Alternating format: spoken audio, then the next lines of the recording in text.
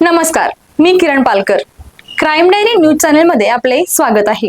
पाहूयात आजच्या ताज्या बातम्या. अल्पवयीन शाळकरी मुलीला ऍसिड हल्ल्याची करण्याची धमकी देऊन मुलीची छेडाछेड करणाऱ्या 2 तरुणांवर हुपरी पोलीस ठाण्यात गुन्हा नोंदहात. कणंगले तालुक्यातील इंगळी गावात दिनांक 12 मार्च रोजी एका अल्पवयीन शाळकरी मुलीची छेड काढल्या प्रकरणाचा गुन्हा दाखल करण्यात आला.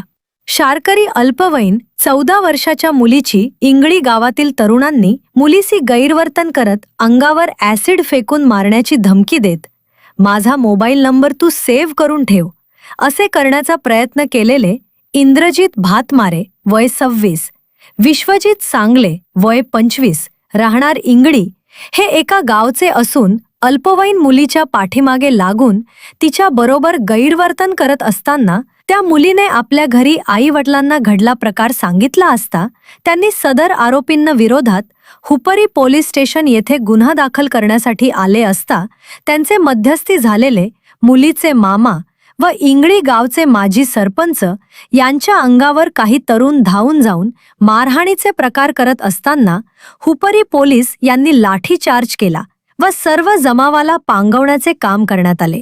घडला प्रकार हुपरी पोलीस स्टेशनच्या आवारातच झाल्याने थोडा वेळ गोंधळ निर्माण झाला होता.